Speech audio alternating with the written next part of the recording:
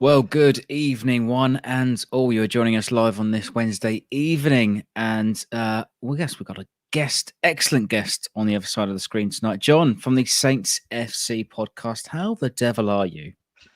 I'm good, Freddie. Cheers. Good to see your face. Looking back at me from the other side of my laptop. Yeah, cheers indeed. Drinking a sort of lovely milkshake IPA from a wonderful Beer 52 subscription. I think your subscription is still active, right? What with Beer 52? Yeah. Yeah, but for some reason I seem to have ended up with this French stubby from Lidl tonight, Freddie. So I don't know what's going on there. We must say other alternatives are available. You don't have to go by recommendations, but there you go. Of course, over the legal age. Get involved in the comments. Say hello if you're there tonight. If you're perhaps watching One Eye on the FA Cup in the background, tell us if you're there. It'd be good to hear from some of your regulars. But the dust has settled a little bit. I guess another mini meltdown. I've in fact tried to stay off social media as much as I can until tonight, to stay away from the sort of the negativity and the comments I've seen sort of, really digging into the players at the weekend. It's a weird one, Freddie, isn't it? Like social media gives. I've always thought. I think social media is a bit like when people get into a car. When people get into a car, they're enclosed in this big metal and glass bubble, and the way people behave when they're driving their car is totally different to how they behave when you meet them in person, have a chat with them in person. And it's kind of the same on social media, isn't it? You kind of put stuff out there and you don't necessarily think about the consequences. Obviously, I've got to be a little bit careful because I do a podcast on the Saints. And yes, we do criticise players and managers on occasion, which kind of goes with the territory. But I don't know. It's about having the balance. And I think with a football team, you've always got to look at it with a long lens. I saw Ralph out hashtags again on Saturday. And, people are really blaming him. Yes, okay, we've seen us do badly against the sort of kind of lineup that West Ham have put together. But actually, if you listen to Ralph's comments afterwards, he's not blind to it. He is trying to fix it, and he was clearly frustrated with the players. But I don't know. It's a strange one. How you can be saying Ralph out at this point, and how you can kind of like go from praising the players to throwing them under the bus. Yeah, they've had a bad day at the office, but they're human as well. People need to remember that occasionally, Freddie. Yeah, I think some of the comments that I've seen are almost sort of sensationalist. We always seem to be one end of the spectrum to another, and I've seen some disgraceful comments actually sort of really putting McCarthy under the bus. Great, he made a mistake, and we'll get to that in a moment as well, and we'll go into detail about the West Ham in a second. But I think people just need to have a day off on social media. To be fair.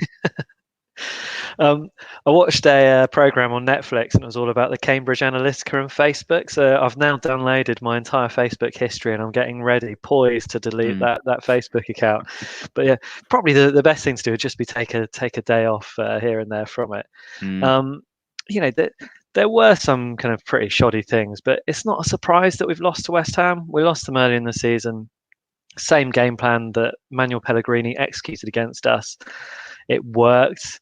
And it's worked again, and we've seen it time and time again. When we come up against big mobile strikers, we can't cope. Antonio did it to us earlier down at St Mary's. The Wolves game, we were totally on top until they threw Traore up top and played with two up front. And Newcastle as well. Anytime they throw up Andy Carroll along with another striker, I saw it at St James's Park, and obviously we're going to get onto Newcastle later. And Burnley, who are I suppose they're the kind of perfect model of, the old agricultural style of playing good old fashioned English football, lumping it up front and the big lad winning the knockdowns and scoring goals. So I've just discovered there's an error on our chat. So that's partly why we can't see some of your comments. And I'm just trying to fix that right now. I'm not sure what's going on, but it says the chat wasn't available on the live stream on YouTube. So we'll plow on until I can keep, until I can keep figuring it out. Let's turn this monetization off for now. Let's see what that does. hopefully that sort of updates things. But let's get to West Ham though. Trying to do now 2 jobs, multitasking. At the same time. This isn't going well for a male in this century. Do you want me to start providing some filler, Freddie? Because I think the writing was on the wall from the first moments, wasn't it? Like we had that corner.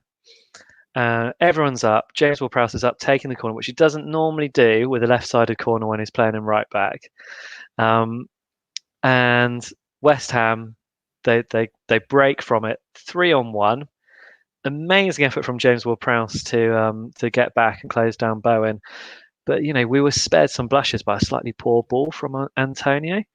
But again, it does make me wonder, and maybe I need to kind of backtrack a bit here. But the lineups. So I know you wanted to talk about should Smallbone have got the starting position. He played really well against Aston Villa, so you can say kind of fair play to Ralph. Yeah, put him in.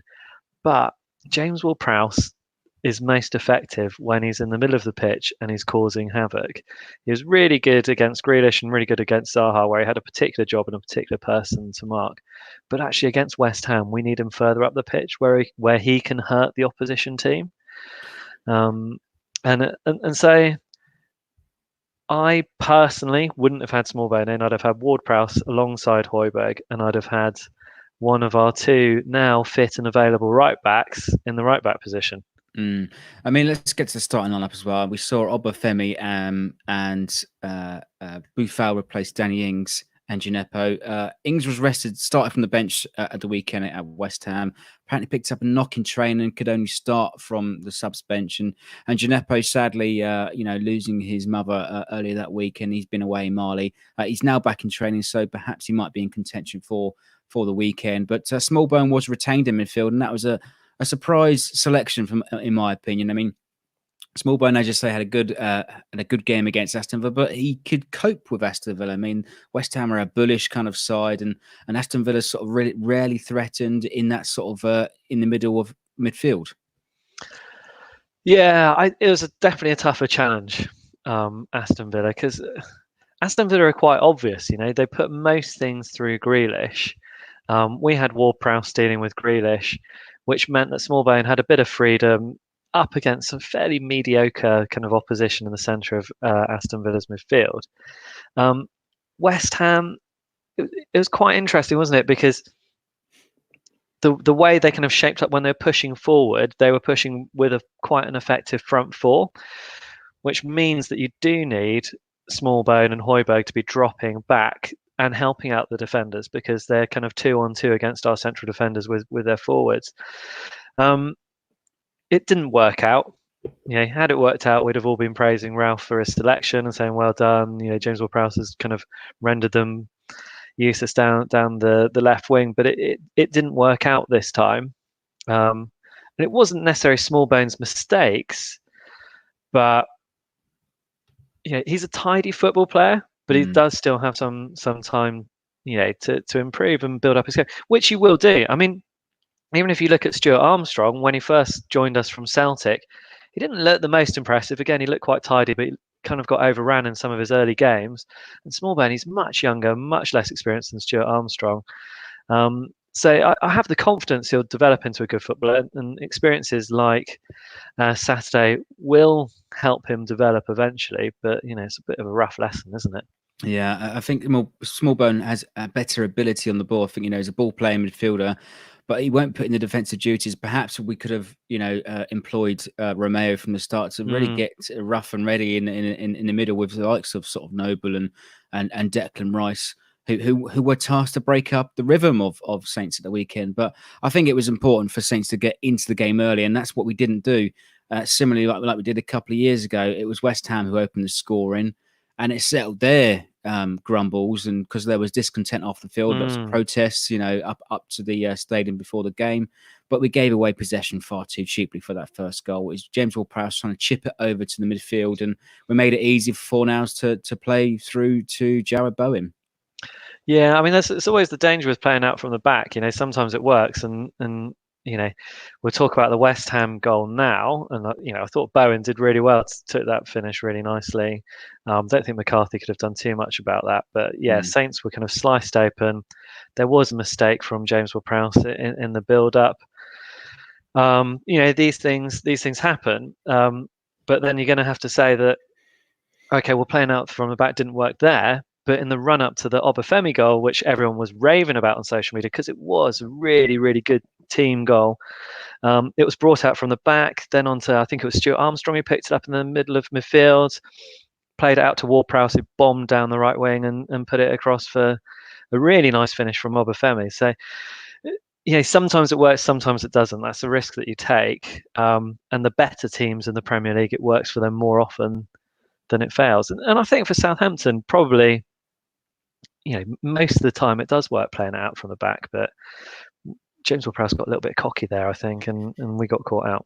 I think we should have played him in the centre of the park. Yeah, I'm with you on that one, Freddie. To deal with Noble and Rice, etc., and perhaps to disrupt their rhythm of their strikers, Antonio Haller.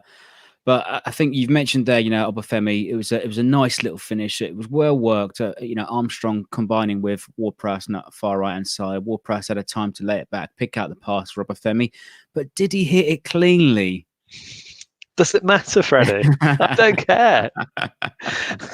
I think, to be fair, it was a smart finish, and he cast aside sort of any of the doubts over his selection with putting the ball away. Yeah, I mean, you got to be feeling for Che Adams at this point, but Obafemi is scoring goals, and he does work hard as well most of the time, and I can see why Ralph uses him. I don't think Obafemi is going to go on to being one of the greatest Premier League strikers of all time, but as a squad player, I think he's very effective. He seems to like playing in Ralph's setup. He doesn't mind working really, really hard, pressing really hard. And, whether they're lucky finishes or not, I mean, I suppose he did his Irish jig afterwards, didn't he? So perhaps that was to say, a bit of the luck of the Irish there. But I don't know. He was effective. It worked, for that goal anyway. Yeah, I think, to be fair as well, Obafemi looked like a midget in the land of the giants at the weekend. It just appeared that West Ham had an average height of about 6'6". Yeah, sometimes it looks like that. I think Obafemi is a short chap. I've not met him up close in person, but probably I don't know what the average height of a Premier League football player is, but it's probably well over 6 foot, and Obafemi's well under that. I don't know, but what did you feel about his kind of overall play? Because I always feel like he works really hard. He seems to do what the manager's asking him, and he puts away probably about half the chances you'd expect him to. And that's more than Shane Long puts away. Again, Shane Long works really hard, creates lots of great chances as well, though. Yeah, I think Obafemi. I think he was tasked to use that burst of speed to get in behind from the central defenders. It's unlucky that he had to replace Danny Ings, but perhaps he's feeding off scraps a little bit at the weekend. Obafemi, it's quite a difficult afternoon, to be fair, but hopefully I think maybe Ralph had an idea to kind of use the wide pitch, to use the pace to get him behind what is, I guess, a relatively slow back line with West Ham, but it didn't quite come off. And, to be fair, after that goal, the Saints felt like they were in a little bit in control, but we sadly, we didn't use much of the ball to put the ball in the back of the net again. Yeah, I mean, this is one of those goals that should just never have happened, Freddie. It should have been 1-1 at half-time. And, I mean, how McCarthy has not won that cross is, it's kind of beyond me. And I don't have anything against the guy. I don't have anything against Gunn. But I don't know if either of them are at the standard of a good Premier League goalkeeper. You look around the Premier League, and I think most of the other goalkeepers, I'd say, I'd have them in our starting 11 over both Gunn and McCarthy. we heard lots of really good things about Gunn coming from Man City. McCarthy was only ever really supposed to be a kind of like a dependable backup. Fraser Foster seems to be getting on pretty well at Celtic, but it would almost seem a bit mean to bring him back because it has worked so well for him. And you wouldn't want to draw him back into the same troubles that he's had down here with his mental health and everything. But yeah, I mean, McCarthy knows he's made a mistake. Ralph Hasenhüttl knows McCarthy's made a mistake. Angus Gunn sat there on the bench knowing that McCarthy's made a mistake. Angus Gunn hasn't exactly covered himself in glory this season either, though. So what do you do there? I think Summer, you got to find yourself a proper Premier League quality number one. Yeah, just say perhaps that goal was, I think especially that goal indeed from Haller was wholly preventable. I think if we come on to the third goal as well, again, it's a simple goal. It's Haller again causing havoc, winning the knock-ons, the flick-ons. He sort of holds up the ball a little bit. He spots the run of Antonio, who's making running behind Bednarek, who was caught napping. He makes no mistake. It's 3-1 Antonio and Haller, 2 up top. With pace and power, and we struggled with that all afternoon. Yeah. We don't like playing against Antonio, do we? No.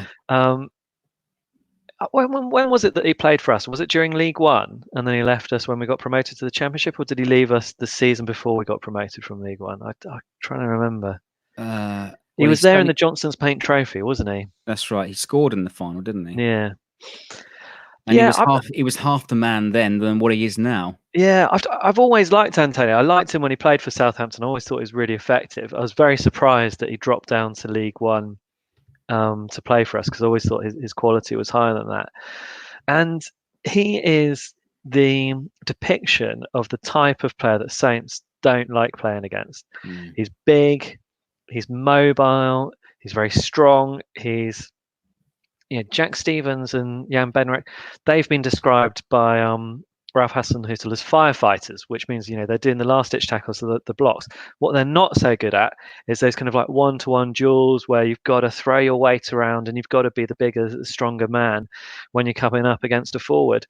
And although you don't necessarily say that this goal was the result of that, it's kind of the whole build up throughout the game is Antonio outmuscling Bednarek and Stevens, pulling them out of position. The same with Haller as well. It was really, really effective. And I hope there's not that many Premier League managers that watch the ugly inside, Freddie, because they'd hear us talking about that. And it's obvious. What you do is you go and have a look in your squad, find your big lump, and play 2 up front. And we can't handle it. Yeah. I mean, what did we do? We brought on. Did we bring on? We did bring on Vestergaard, didn't we? Towards the end, just as a bit of damage limitation, which is a bit embarrassing at that point. Well, which is what Ralph sort of admitted in the press conference afterwards. To bring on a defender for an attacker really sort of, it was a case of him shutting up shop. And again, that's where a lot of the grumbles and the comments are coming from over the weekend. He said, "Why are you doing this?" Ralph doesn't know what he's doing, etc. But I think it's a sad indictment of the situation what we had on our hands at the weekend. And the sad thing is, 3-1 at the weekend. I think it's fair to say that West Ham are becoming our bogey side. And it was certainly a bogey performance. But that's 5 games in a row they've won against us now, Freddie. Yeah, home and away. Yeah. But what do we want from this season? Are we going to limp across the line like we did last season, just get to 40-odd points, and then sort of take the foot off gas with 6 games to go? Because we're on the cusp of safety right now. Yeah, I don't know what's going to happen, Freddie. I'd hope that with our fixtures that we would be able to pick up 2 wins on the trot now. Basically, we should be able to beat Newcastle at home. We should be able to beat Norwich City away. Obviously, we know that Newcastle's a little bit more complicated because, yes, they like to play a bit like Burnley and a bit like West Ham when they're playing 2 up front. Which we can get onto, but ideally you win those 2 matches, you get either 6 points or 4 points from them, then you're safe, and then you can either push on for Europe, or you know what, if you take the foot off the gas, does it matter? I think we'd have all taken this a few months ago, Freddie, when things were not looking good. We'd have been absolutely desperate to be on this many points at this stage of the season, and the reality is we only need 2 more wins and we're definitely safe. We do. I want to go back as well, because you mentioned Ralph Hasenhüttl's press conference afterwards. He was furious with the players. And he said that they'd spent all week working on long balls and aerial duels, and then that was the performance. We didn't manage to do it. So that's probably my main worry, kind of going into these future games. If people have got us really figured out, then we might find it harder to win the so-called easier fixtures, because our fixture list is looking easier with the lower league teams, but they're much more likely to operate with two up front, play the long ball, play the percentages, and actually then we might be looking to try and get our points against the likes of Arsenal. Yeah, well, I think to be fair, as what I sort of mentioned in my match report at the weekend, we were far too weak, far too lost the ball far too cheaply, and lost most of the aerial duels in the land of the giants. Yeah. And we talk about sort of big lumps with Haller and Antonio, and Newcastle got their own big lump, and waiting in the wings, waiting for our Newcastle correspondent then joining us, Owen from Newcastle Fans TV. Welcome to the stream. Hi guys, thank you very much for having me. Hi, I mean, firstly, before we get to Joe Linton and his wonderful goal-scoring record this season, we'll just cast our minds back to last weekend. In fact, you've had an FA Cup game in between then too, but 0-0 at St James's with Burnley, but 3 goals, last night at West Brom. Talk us through it. Well, after the Burnley game on the weekend, to be quite honest with you, I wasn't expecting much from the quarterfinal against West Brom. Yes, it's championship opposition, but magic of the cup and all that. Anything can happen. So went into it. I think a lot of fans went into it very negative, but to come out with 3 goals, 2 very good goals in that as well, with very good build-up play, I have to say, compared to what we've seen in recent weeks, is a miracle really, and especially going into the game on Saturday. It's a massive confidence boost. I mean, 24 Premier League goals this season, and without a goal in the last 4 Premier League games. Is it a case that it's a lack of firepower? Or what do you put it down to? I don't think it's a lack of firepower. I think, one, it doesn't help you got a Bruce's manager. Yes, he's done a fabulous job with everything. He's with the amount of points we got this season, where we are in the table, because I think we're quite close to being safe. But I think it's due to the management and sort of how that attack has been constructed. Joelinton constantly gets slated for his goal scoring record, but I'm one of the lads who sticks up for him. He was brought in as a striker. He's brought in as our number 9, but he's just not. At Hoffenheim, he was a number 10. He was an attacking midfielder, and he's been brought in to play as a centre forward at Newcastle. So to be quite honest with you, it's not really his fault. Yeah, you look at Almiron and Maximan. Almiron's broke his back this season. Maybe you should be providing a little bit more, but at the same time, if you look at him, then you should be looking at Saint-Maximin. Yes, Saint-Maximin can take us on the pitch and run at players, but again, needs to improve his goal scoring record. So I think it is due to a lack of firepower, but we've had our defensive moments as well, which are poor, and I think it's down to management. And it took a while for Almiron to get on the score sheet. In fact, he's now only 5 goals to the Premier League and has scored 2 in midweek against West Brom. And Saint-Maximin is a bit of an enigma. I can't even say the bloody word. Enigma. There we go. He can turn it on like a tap sometimes, but then often he goes missing. Yeah, Saint-Maximin, I think he's a fan favourite with us Geordies. However, every player needs to provide goals somehow in some way or another, and we haven't seen him assist many either. So he sort of needs to add some sort of end product to his game, because some of his crosses are off and his finishing is he snatches at a lot of chances. But again, if you give him enough space, he'll finish. It's just, I think it's a composure problem that he has. But he gets himself up the field, and sometimes he'll be 3 steps ahead of everyone else, and he'll go to cross a ball into the box and no one will be there because he's 3 times faster than everyone else on the field. So. Owen, I wonder if I could ask you a question. So a couple of weeks ago, I had Duncan Alexander, who's kind of head of football statistics or something at Opta, and we were talking about teams that break the statistical model. Now, typically what Southampton do is create an enormous XG spurn all of our chances and end up much lower down the table than we should have done. Newcastle seem to break the statistical model in the totally kind of opposite way. Yeah. And I'm a big fan of XG. I don't know how much you follow it, but from the kind of XG table, Newcastle create the kind of worst chances in the whole division. They should be bottom of the table.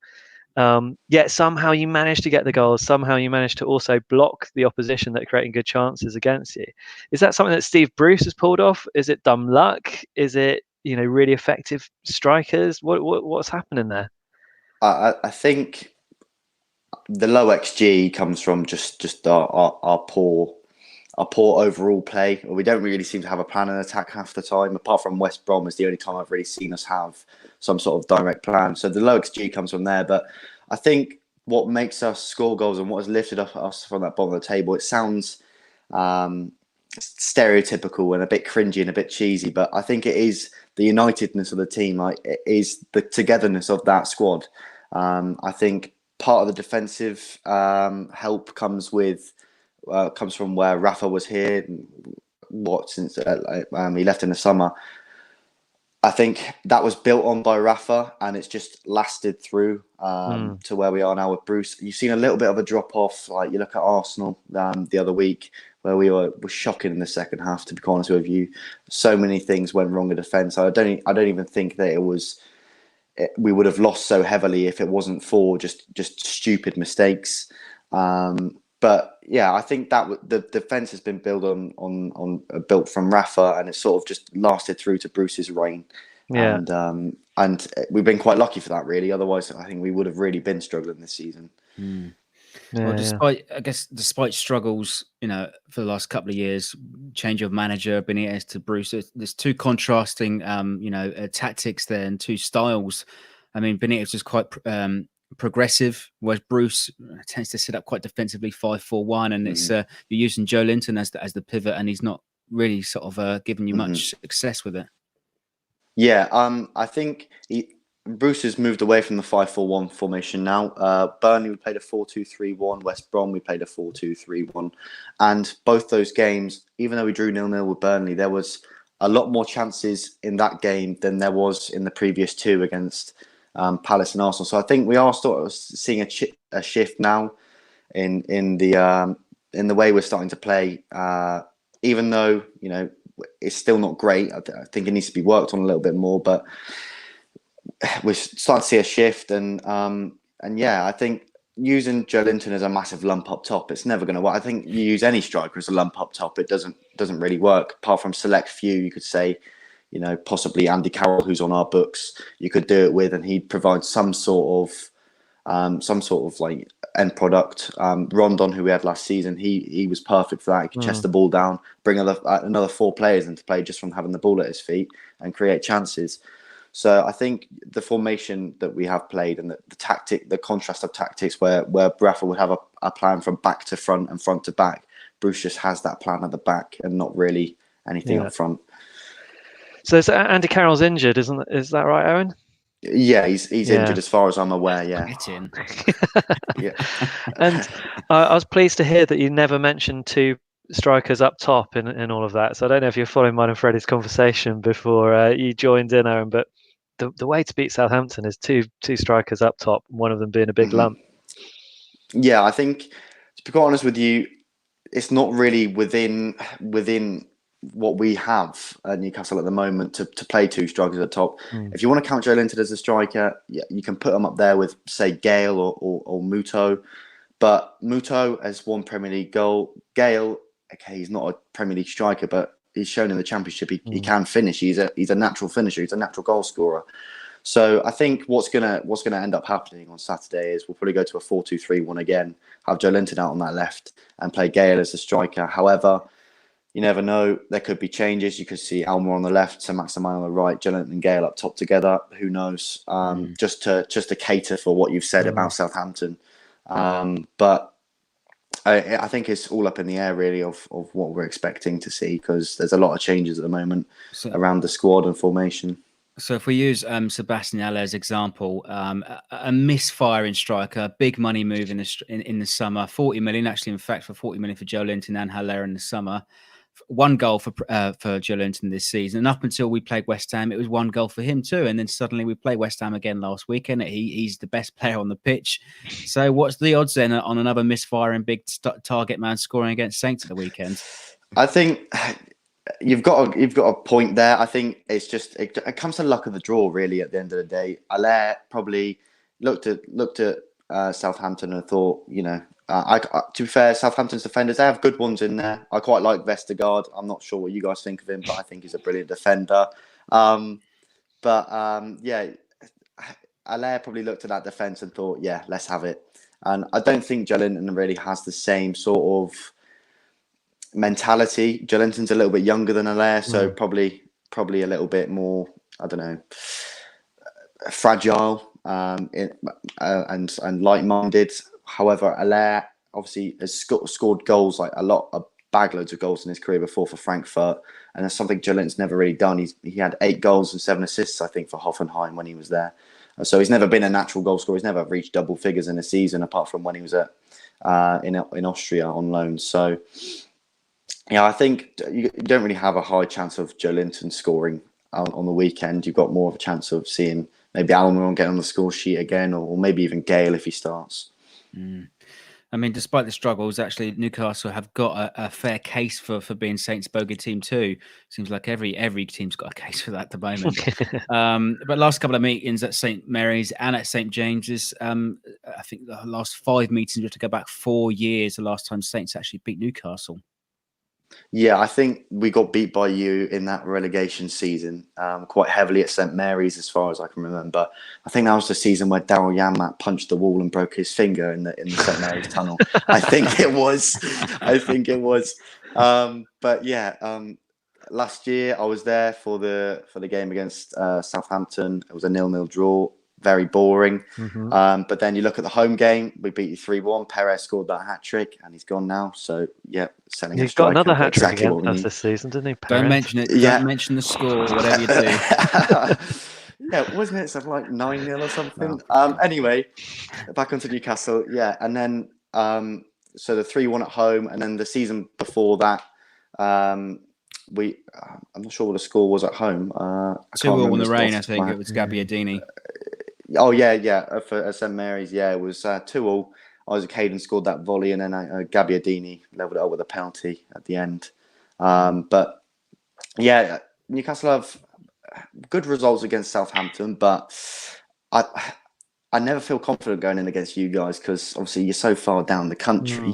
It's a long way for players to travel and you know, and keep their minds at it. So it's a difficult one to predict. Well, Newcastle have always got a good away support. Will we be taking a sold-out allocation this weekend? Yeah, it's sold out. I think it's 3,000 of us in the away end this weekend. Impressive. Nothing compared to the 5,000 that was at West Brom yesterday, mine. But, however, we'll be looking to make as much noise as possible at St Mary's. And a good group of fans, actually, Newcastle always give you a good bit of stick, and they can give it and they can take it, to be fair, you know, and travel all across the country, up all hours. And I think it's going to be, a 5 o'clock, 6 o'clock start for your lot. Having said all this before then, Owen, give us a score prediction then. See, I never really like giving score predictions, but this weekend I think I'm going to go with a 2-1 Newcastle, I think. I think after what we saw yesterday against West Brom in the FA Cup, that's going to give our strikers and attackers such a confidence boost. And I think we're going to finally see some goals again in the Premier League after not scoring on the last 4 or something like that. So, yeah, I think we're going to win 2-1. I think Saints will probably equalise after our first goal, but we'll come through with a winner in the end. And John, I think it's typical that perhaps a team that is visiting St Mary's haven't scored for 4 games. They've got a striker that scored 1 goal. They're bound to win 3-0, right? Yeah, I'd say get your money on Joelinton for the first goal. It's gonna be guaranteed. How about this, Freddie? 1-1, Joelinton from Newcastle and Che Adams from Southampton. Now that could be a mysterious. That's got to be worth more than Leicester winning the league a few years ago. Yeah, probably. Well, what's your score prediction then? Is it going to go 1-1 then, John? Or is that just a flash in the pan? I think it is. We just struggle against teams that play the Newcastle. You know, Owen, I really don't want to be rude and insulting here, but teams like Newcastle, like Burnley, and like West Ham that we saw, they're effective against our press, and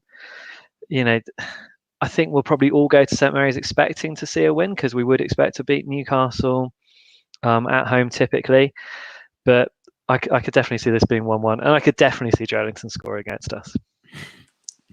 Oh dear, I can't. So, Freddie, that means you need to predict the Saints win, and then we've got the full sweep. Okay, let's go 2-1 the other way. So it's a home victory. I don't think we're going to keep a clean sheet. So do let us know in the comments. I'm sorry that the live comments aren't working. So just throw in your comments. I'll try and figure it out and sort it out later on, and give us your score predictions. Right.